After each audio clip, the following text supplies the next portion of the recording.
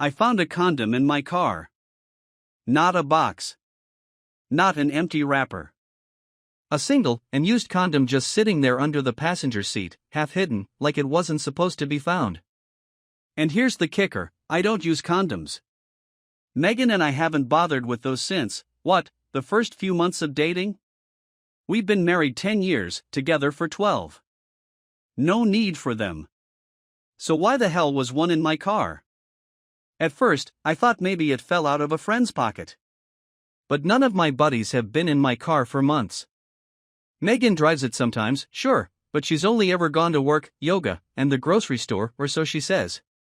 The moment I found it, I froze. My heart started pounding, and I just sat there, staring at this stupid thing, my brain doing somersaults trying to come up with a reasonable explanation. You don't want to jump to conclusions, right? I mean, what if it's some random mistake? But a part of me already knew the answer. I just didn't want to admit it. I stuffed the condom into my pocket and pretended nothing happened. But deep down, something shifted. Something in my gut told me my life was about to get flipped upside down. The condom didn't leave my mind for days. It was like a splinter stuck under my skin, digging deeper every time I tried to forget about it. But I couldn't let it go. It ate at me. The more I thought about it, the more the small things started adding up. Megan's late nights, the time she said she was out with friends, the way she'd suddenly gotten more protective of her phone. For the next few days, I watched her. Not obviously, just paying more attention to the details, looking for anything that seemed off. And there was plenty. She was distracted, always on her phone, texting with a stupid grin on her face. If I asked who it was, she'd brush me off with some vague excuse about a work thing or a text from a friend. But I knew. Something was off. Still, I wanted proof. Solid proof. I'm not the kind of guy who jumps to conclusions, and I wasn't about to accuse her of something this serious without hard evidence. So, I started digging. And man, did I find something. One night, she came home late again, said she was at some yoga class. I didn't say anything, just acted like it was all normal, but when she was in the shower, I grabbed her phone. She had a lock on it now, something she never bothered with before.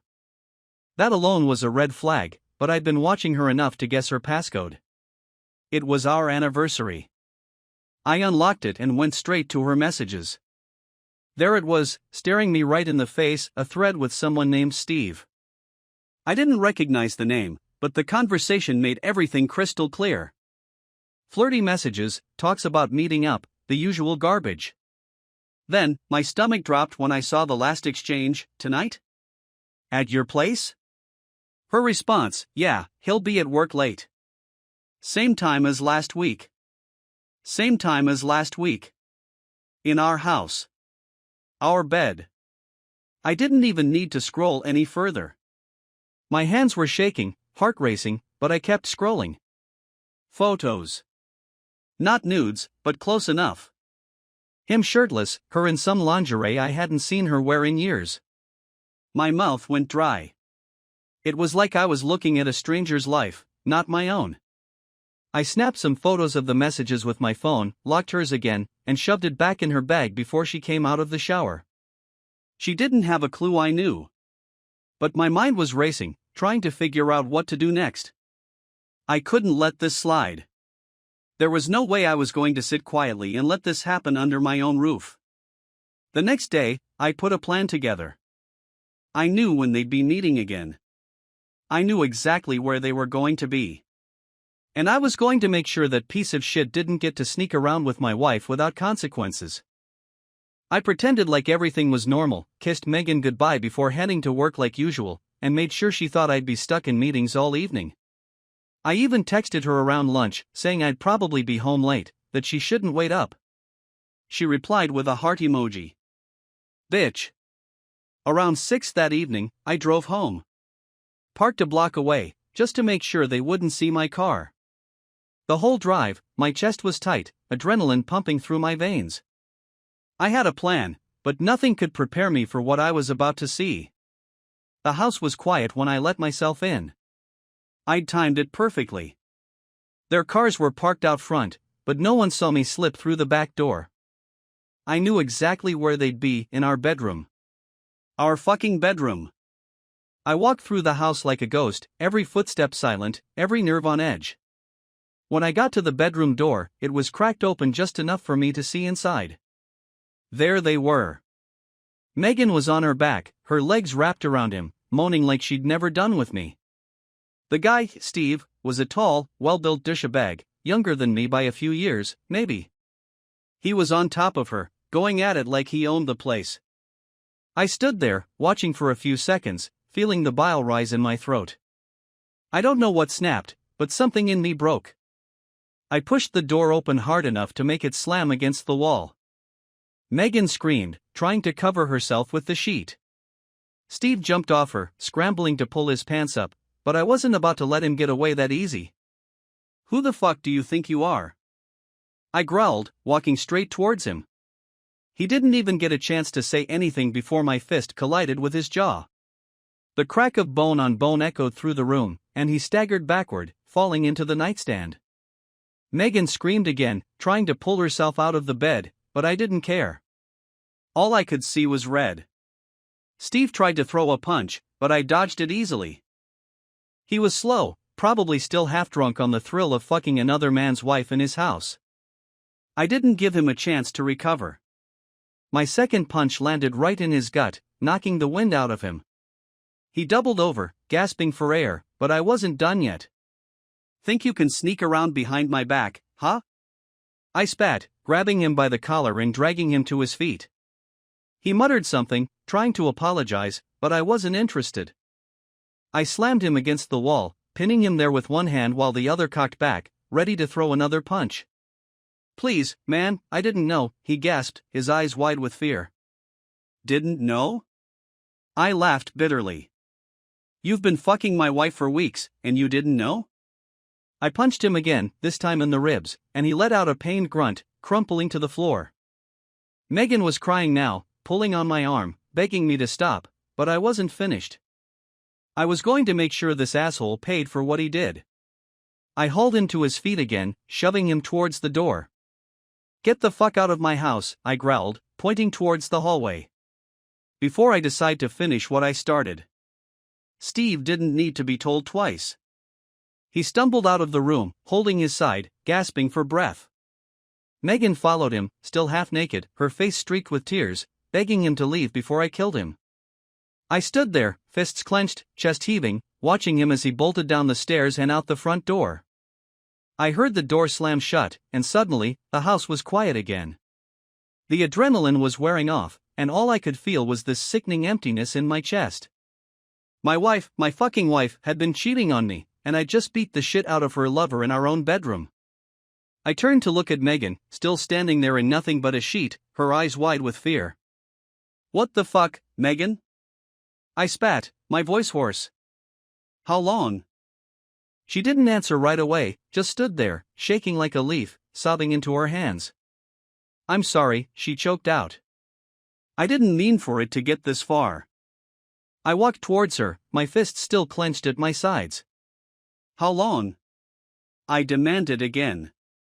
6 months, she whispered, barely audible. It's been going on for 6 months. The words hit me like a truck. 6 months. 6 fucking months of sneaking around behind my back, bringing that piece of shit into my house, into my bed. My vision blurred with rage, but I forced myself to take a deep breath, trying to keep myself from doing something I'd regret. You disgust me, I said, my voice cold. Get out. Her eyes widened in shock. What? No, please, we can talk about this, we can. Get out. I didn't raise my voice, but the steel in my tone was enough to make her shut up. She sobbed harder, clutching the sheet around her as she scrambled to grab some clothes off the floor. I'm sorry, she kept repeating, over and over, like that would make any of this better. Like that would erase the image of her fucking another man in our bed.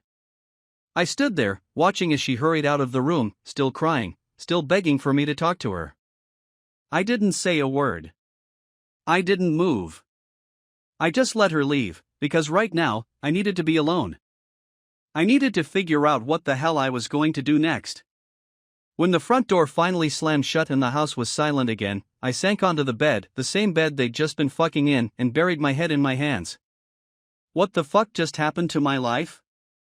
The house was dead silent after Megan left.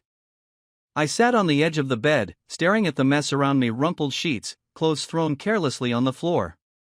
I couldn't believe what had just happened. 6 months. 6 fucking months she'd been sneaking around with that guy. In our house, in our bed. My mind kept playing it over and over, every detail of what I'd seen, every sound. I didn't know how long I sat there, trying to wrap my head around it. Time didn't seem real. 1 minute could have been an hour for all I knew. My hands were still shaking from the adrenaline, my knuckles sore from where I'd hit Steve. I couldn't even feel any satisfaction from it. What did it matter? The damage was done. Nothing could take that back. Eventually, I got up. The room felt suffocating, tainted by what had just gone down. I grabbed the sheets off the bed and threw them in the trash, then stumbled to the bathroom. I turned on the shower, hoping that maybe hot water could wash away the feeling of disgust that clung to my skin. But as I stood under the stream, all I could feel was anger. It sat deep in my gut, festering like an infection. When I stepped out of the shower, towel wrapped around my waist, I heard the front door creak open. My body tensed up immediately, my mind snapping back to the fact that this wasn't over yet. Megan had come back. I walked out of the bathroom, water dripping onto the floor as I made my way downstairs. She was standing in the kitchen, fully dressed now, arms wrapped tightly around herself like she was trying to hold everything together. She looked like hell, hair still a mess, eyes red and swollen from crying. For a brief second, I almost felt sorry for her. Almost. "What the fuck do you want?" I asked, my voice cold and steady. There was no room for pity now. She jumped a little at my voice, like she hadn't expected me to speak first.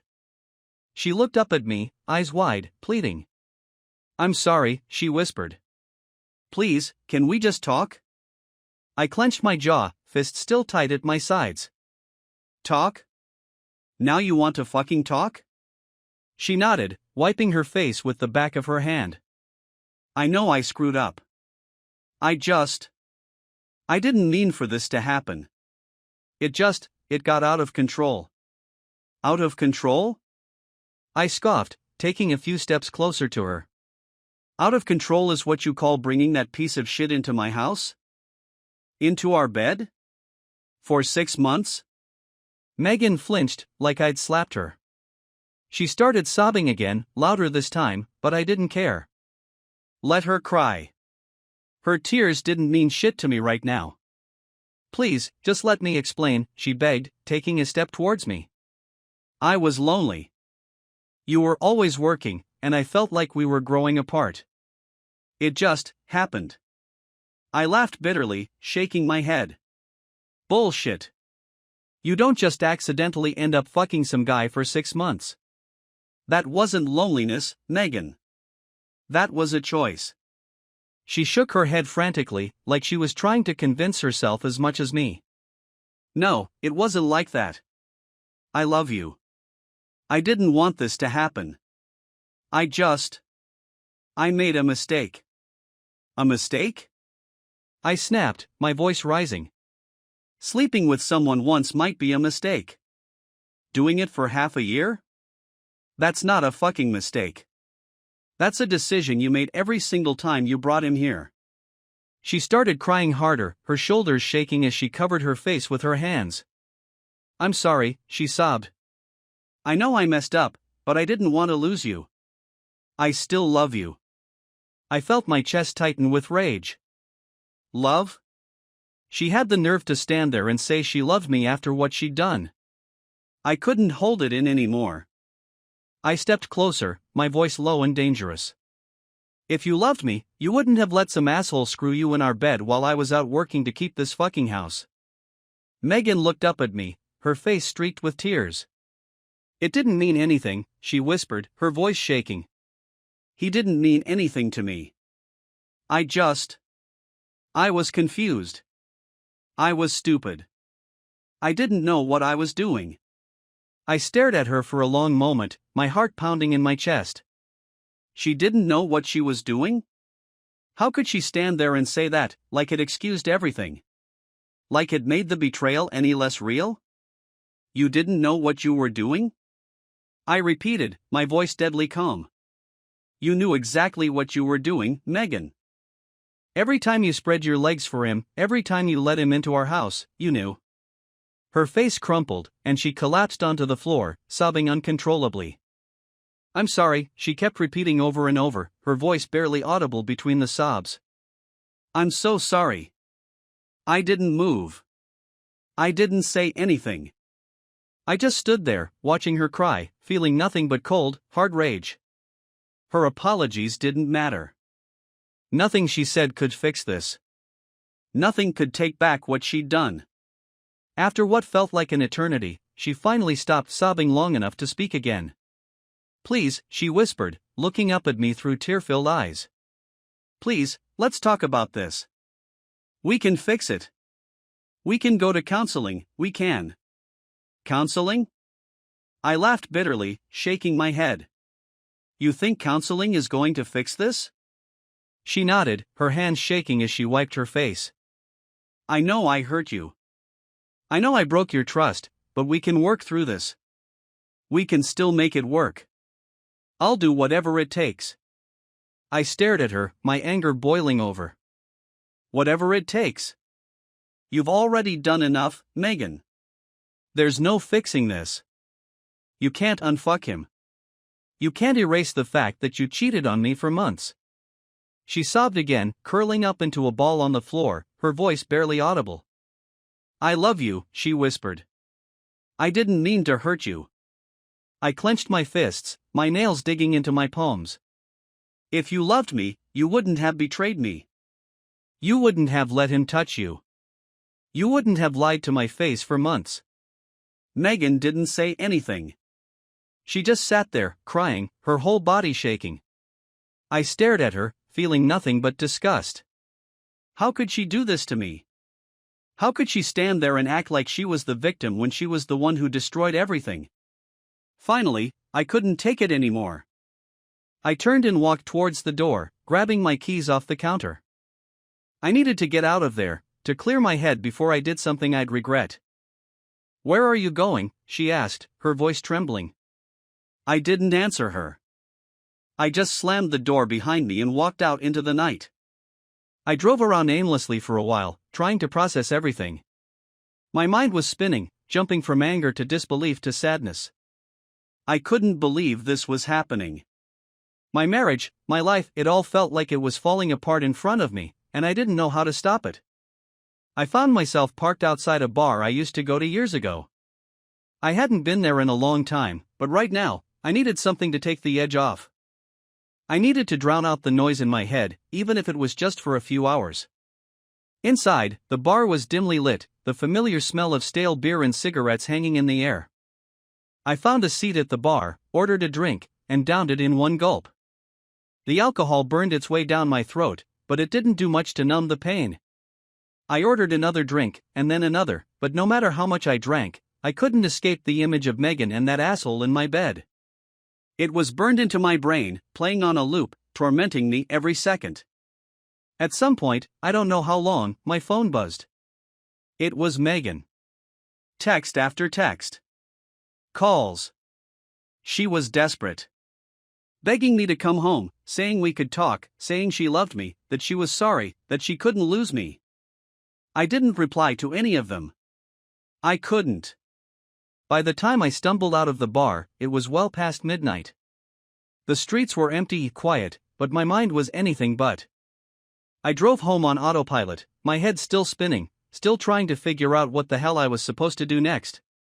When I got back to the house, Megan was waiting for me in the living room, her face pale and streaked with dried tears. She jumped up as soon as I walked in, rushing over to me. Please, she whispered, grabbing my arm. Please, just talk to me. Don't leave me. I looked down